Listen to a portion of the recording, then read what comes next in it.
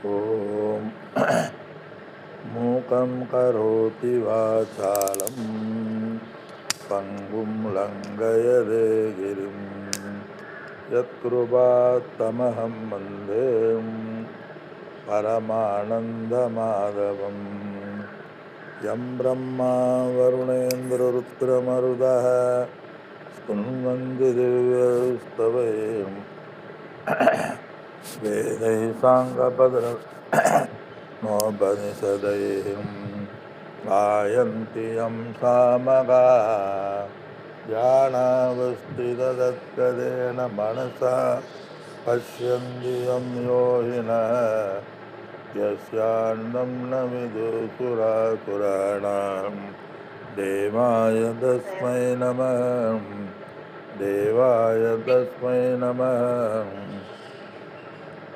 அனைவருக்கும் என்னுடைய வணக்கங்கள். ராமானந்த மகாராஜுக்கு என்னுடைய நமஸ்காரம். பகவத்கீதையினுடைய 12வது அத்தியாயத்தை நாம் பார்த்து வருகின்றோம்.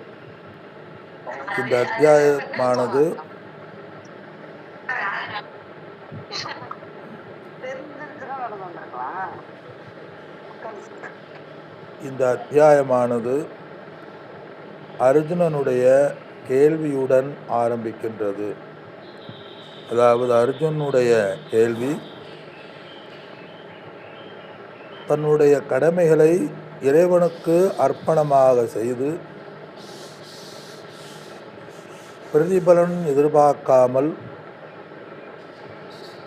அடைய வேண்டியது இறைவன் ஒருவனே என்று செய்கிறார்கள். அவர்கள் சாஸ்திரத்தில் முமுட்சுக்கள் என்று அழைக்கப்படுகிறார்கள். முமுட்சுக்கள் அல்லது ஜிக்ஞாசு, இறைவனை அறிவதற்காக அல்லது மோட்சத்தான் நம்முடைய குறிக்கோள் என்று மோட்சத்தை உணர்வதற்காக, மோட்சத்தை அடைவதற்காக அது தான் என்னுடைய வாழ்க்கையில் குறிக்கோள் என்று உணர்ந்து காரியங்களை செய்கிறார்கள், தியானமும் செய்கிறார்கள். அவர்கள் உயர்ந்தவர்களா அல்லது அவர்கள் மோட்சத்தை அடைவார்களா அல்லது நிர்குண பிரம்மனை உபதேசிக்கிறார்கள், அதாவது சாஸ்திர விஷயங்களை குருவிடமிருந்து கேட்டு சிந்தித்து தெளிந்து அந்த அக்ஷரமாகிய நிர்குண பிரம்மனை உபதேசிக்கிறவர்கள் உயர்ந்தவர்களா அல்லது மோட்சத்தை அடைவார்களா என்பது அர்ஜுனுடைய கேள்வி. பகவானுடைய பதில், கர்ம யோகிகள், சகுண பிரம்மனை தியானம் செய்பவர்கள் உயர்ந்தவர்கள், மேலானவர்கள். யார் உயர்ந்தவர்கள்னா சகுண பிரம்மனை தியானம் செய்பவர்கள்தான் உயர்ந்தவர்கள். அப்போ நிர்குண பிரம்மன் என்ன ஆச்சுன்னா, நிர்குண பிரம்மனை வழிபடுபவர்கள் என்னை அடைகிறார்கள் அப்படின்னு சொல்கிறாப்ப. ஏன் நிர்குண பிரம்மனை வழிபடுபவர்கள் என்னை அடைகிறார்கள் என்றால், சகுண பிரம்மனை வழிபடுபவர்கள் நான் கடவுள், நான் பக்தன், அவர் கடவுள் என்ற பேதமானது இருக்கின்றது. எங்கு பேதம் இருக்கின்றதோ அங்கு ஏற்றத்தாழ்வுகள் இருக்கும். எங்கு பேதம் இருக்கின்றதோ அங்கு பயமானது இருக்கும். ஆனால் எங்கு ஏற்றத்தாழ்வுகள் இல்லையோ அங்கு பயம் என்பது இல்லை. நிர்குண பிரம்மனை ஞானி என்றும் கூறலாம். நிர்குண பிரம்மனை வழிபடுபவர்கள் ஞானி என்றும் கூறலாம், அல்லது சந்நியாசி என்றும் கூறலாம். கர்மயோகிகளை வழிபடுபவர்கள், கர்மயோகிகள், சகுண பிரம்மனை வழிபடுபவர்கள் குடும்பத்தில் உள்ளவர்கள், இல்லறத்தில் இருப்பவர்கள் அல்லது கர்மயோகிகள் என்று கூறப்படலாம். ஏன் கர்மயோகத்தை விட்டு கொடுக்காமல் உயர்ந்தது என்று கூறுகிறார் என்றால், நம்ம ஏற்கனவே பார்த்தது மாதிரி கர்மயோகம்தான் மனசில் அந்தக்கரண சுத்தியை கொடுத்து ஞானத்துக்கு குருவை கொண்டு ஞானத்திடம் குருவிடம் நம்மை செலுத்தும். அதனால் பூர்ண ஜென்ம புண்ணியத்தினுடைய விளைவாக குருவிடம் சென்று சாஸ்திரத்தை கேட்டு சிந்தித்து தெளிந்து அவர்கள் தெளிவை அடைகிறார்கள், ஞானத்தை அடைகிறார்கள் என்று சாஸ்திரங்கள் கூறுகின்றன. பிரம்மவித் பிரம்மைவ பவதி, பிரம்மனை உணர்ந்தவர்கள் பிரம்மனாகவே ஆகிறார்கள். அப்போ அந்த பிரம்மனை நாம் உணர வேண்டும் என்றால் பிரம்மனை சாஸ்திரத்தில் நான் நம்பிக்கை கொள்ள வேண்டும், சாஸ்திரத்தில் பக்தி செலுத்த வேண்டும். இப்போ கர்மயோகம் வேண்டாமா, சகன பிரம்ம வேண்டாமா என்றால் சகன பிரம்ம அந்தக்கரண சித்தி துவாரா அப்படின்னு சொல்லுவாங்க. துவாரான வழி, வழி அப்படிம்பா. அந்தக்கரணத்தின் வழியாக கர்மயோகத்தின் வழியாக ஒருவன் அக்ஷர பிரம்மனை அல்லது நிர்குண பிரம்மத்துக்கு அவன் செல்கிறான் என்று கூறி பகவான் 2வது ஸ்லோகத்தில் கர்மயோகிகள்தான் உயர்ந்தவர்கள் என்று பகவான் கூறினார். 3, 4 ஸ்லோகத்தில் அந்த அக்ஷர பிரம்மத்தினுடைய லட்சணத்தை பகவான் இங்கு கூறுகின்றார். அக்ஷர பிரம்மம்னா அந்த நிருகுண பிரம்மம்.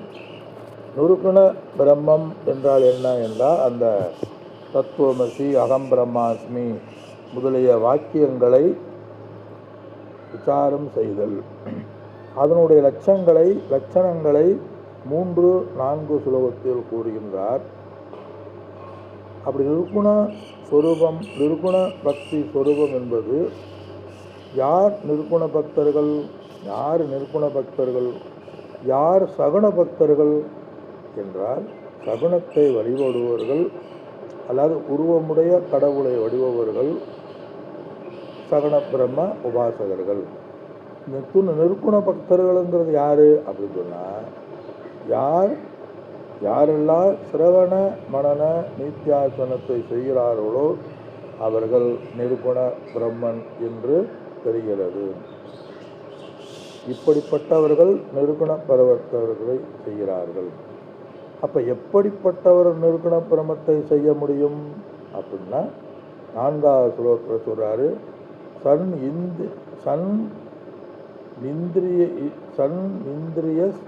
இந்திரிய கிராமம் நியம்ய அப்படிங்கிறார். நியம்ய இந்திரிய கிராமம். நியமன தனக்குள் அடக்கி கொண்டு அடக்கியவனாக. இப்படிப்பட்டவர்கள் நிர்குண பக்தர் செய்ய முடியும். அல்லது நிர்குண பிரம்மத்தை உணர வேண்டுமென்றால் இந்த தகுதியானது வேண்டும்.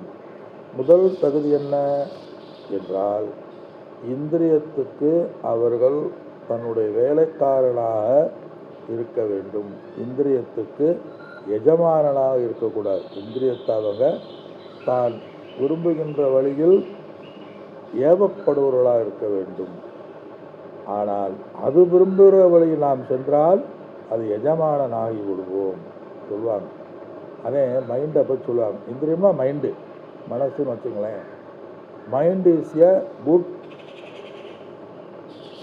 சர்வன் பட் பேட் மாஸ்டர் அப்படிம்பாங்க.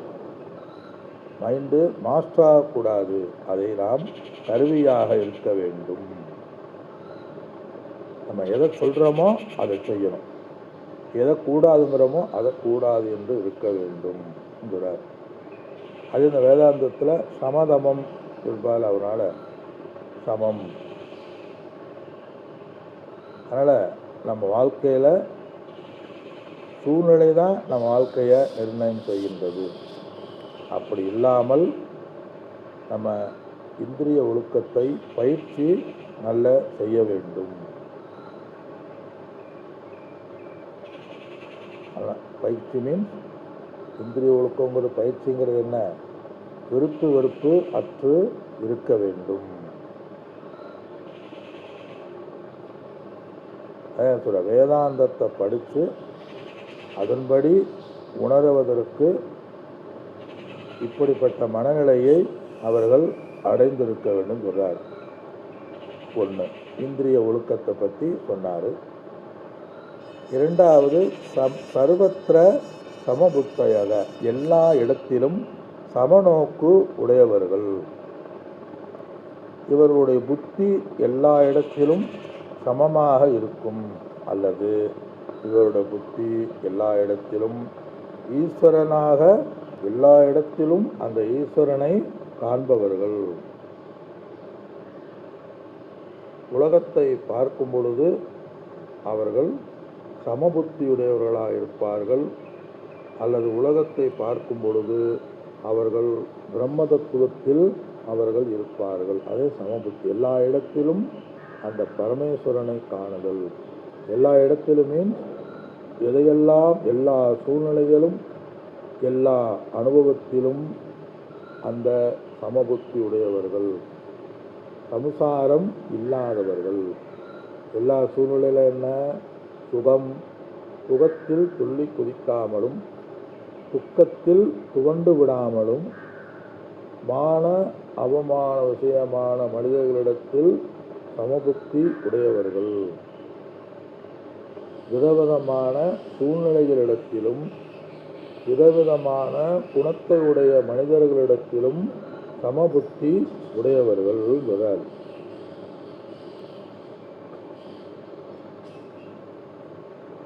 அதனால் சமபுத்தி உடையனா எல்லாருடைய பொருள்களிலும் அனைவரிடத்திலும் சமபுத்தி. எல்லாமே ஆதாரமாக ஆத்மாவை, மூல காரணமாக அந்த ஆத்மாவை உணர்ந்தவர்கள். ஆத்மாவில் உணர்ந்து உலகத்தை மித்தியா என்று உணர்ந்து விவகாரம் செய்கிறவர்கள் சமபுத்தி உடையவர்கள். அதே அதில் சமபுத்தி வரணும்னா ஞானம் ஒன்றினாலே சமபுத்தி வரும். யார் ஞானத்தை அடைந்திருக்கிறார்கள் அவர்தான சமபுத்தி வரும், இல்லாட்டி சமபுத்தி வராது. ஒருத்தர் கேட்டார், சத்தியத்திலே பாரமார்த்த சத்தியங்க விவகார சத்தியம்னு ரெண்டு இருக்கே அப்படிங்கிறாரு. அது என்ன? அது தெளிவின்மையினுடைய வெளிப்பாடு. இருப்பது ஒரே பாரமார்த்திக சத்தியம்தான். அந்த சத்தியம் உலகமாகிய உடல் மனமாகிய விவகாரத்தில் அது பார்க்கும் பொழுது அது விவகார சத்தியமாகின்றது. இருப்பது ஒரே சத்தியம்தான். இருப்பது மண் மட்டும்தான். அதை ஒரு குறிப்பிட்ட உருவம், ஒரு வடிவம், ஒரு நிறம் என்கின்ற உபாதியில் பார்க்கும் பொழுது அது என்ன ஆகின்றது? பானை ஆகின்றது.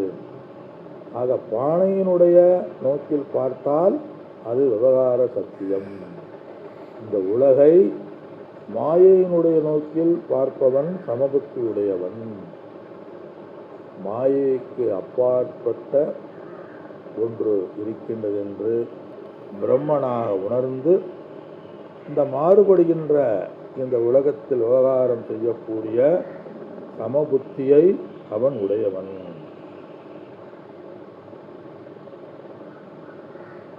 அந்த அதிஷ்டான விஷயத்தில் வெறும் நாமரூபம், வெறும் அத்தியாசம் ஏற்றி வைக்கப்பட்டது என்று ஞானத்தை உடையவன் என்கிறார். அதனால் இந்த நாமரூபத்திலேயே மனது செல்லாமல் அந்த அதிஷ்டானத்தில் அவன் இருப்பவன். என்ன அர்த்தம்? விவேக வைராக்கியத்தை அவன் உணர்ந்தவன்.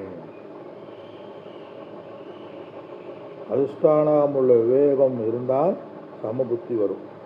இல்லாட்டி எனக்கு சில பேர் சொல்லுவாங்களே, எனக்கு இந்த ட்ரெஸ்ஸு பிடிக்கலை, எனக்கு அந்த கலர் வேணும், எனக்கு இந்த டிசைன் பிடிக்கணும் அப்படின்னு சொல்லுவார்கள்.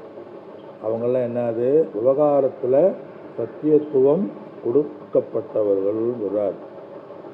ஆக மூன்றாவது தகுதி, முதல் தகுதி இந்திரிய கட்டுப்பாடு, ரெண்டாவது தகுதி எல்லோரிடத்திலும் சமபுத்தி உடையவர்கள். என நம்முடைய மனதே விருப்பு வெறுப்போடு ஆரம்பிக்குது. காலையிலேயே காப்பி டீ அப்படின்னு விருப்பத்தோடு ஆரம்பிக்கிறது.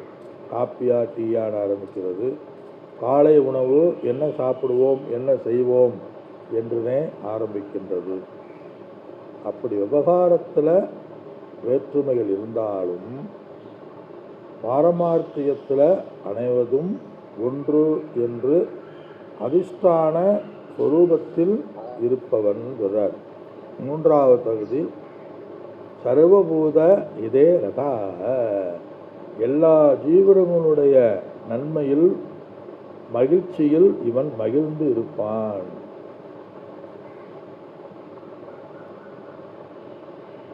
அதனால சொல்றார், இது பிரம்மச்சாரியா இருக்கும் பொழுது முக்கியமான கடமை. சன்னியாசி இதனுடைய தர்மம், பிரம்மச்சாரியுடைய விசேஷமான தர்மம் அனைவரிடத்திலும் மகிழ்ச்சியாக இருத்தல் சொல்றார். பிரம்மச்சாரியுடைய கடமை படித்தல், லைக் இல்லறத்தில் இருக்கக்கூடிய கடமை தர்மம் மாறி பிரம்மச்சாரியுடைய முக்கிய கடமை படிக்கிறது. அரசியலில் ஈடுபடக்கூடாது அப்படின்னு ஒரு தர்மம் இருக்கு. இல்லறத்தில் இருக்கக்கூடிய கடமை தர்மத்தை கடைபிடித்தல். சந்நியாசுடைய முக்கிய கடமை எல்லா உயிர்களிலும் கருணை காட்டுதல். தான் கஷ்டப்பட்டாலும் கருணை காட்டுதல். அடுத்த சுலோகத்தில் சொல்ல போறார், அத்வேஷ்டா சர்வபூதானா மைத்திர கருணை ஏவச்ச, தனக்கு தீங்கு செய்யக்கூடியவர்களிடத்திலும் நன்மையை பார்ப்பவன். ஆனால் அதே சமயத்தில் இவன் மற்றவர்களுக்கு தீங்கு செய்ய மாட்டான். அதே சமயத்தில் மற்றவரிடமிருந்து இவன் கஷ்டத்தையும் அனுபவிக்க மாட்டான். அது அகிம்சாக. சன்னியாசிகளுக்கு முக்கியமான மகாவிரதம் அகிம்சை.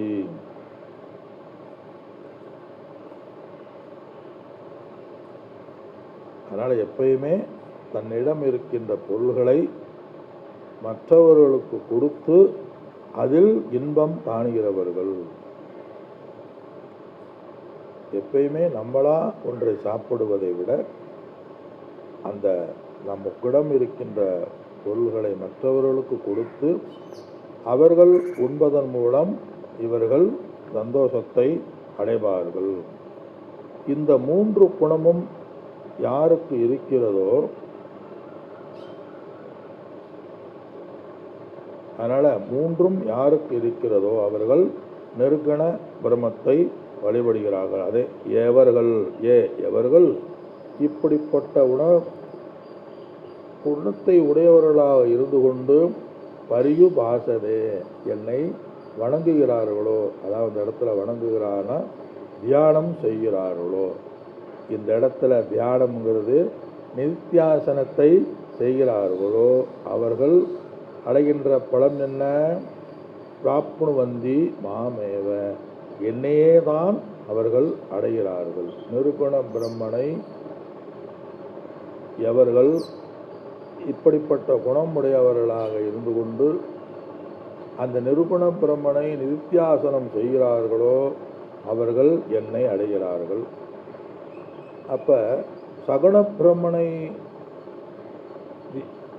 நினைக்கிறது தியானமாகின்றது, நிருகுண பிரம்மனை நினைப்பது நிதித்தியாசனமாகின்றது. அதே ஒரு வித்தியாசம். அதனால் அவர் வேறு ஒரு கதி அவர்களுக்கு இல்லை, வேறு ஒரு தேவதை சரீரம் அவர்களுக்கு இல்லை. என்னே அடைகிறார்னா என்ன? சகுண பிரம உபாசர் உயர்ந்தவர்கள், நிருகுண பிரம உபாசிப்பவர்கள் மோட்சத்தை அடைகிறார்கள் சொல்றார். என்னையேனா இவர்கள் என்னைத்தான் அடைவார்கள், அவர்கள் அடைவார்கள், வேறு யாரும் அடைய முடியாது. பிராப்புடுவந்தி மாம் ஏவங்கிறார். ஏவன்னா நீ என்னை அடைய ஏவக்காரம்பாங்க. நீ என்னை அடைய வேண்டுமென்றால் நிருகுண பிரம்மனை யார் உபதேசம் செய்கிறார்களோ அவர்கள்தான் என்னை அடைய முடியும், அவர்களால்தான் என்னை அடைய முடியும், மற்றவற்றால் அடைய முடியாது. இப்படிப்பட்டவர்கள்தான் என்னை அடைய முடியும். அந்த தான் அழுத்தி சொல்றது. அவர்களை பகவான் என்னை அவர்கள் அடைவார்கள், அவர்களையும் அவர்களிடத்திலும் நான் அடைகின்றேன்.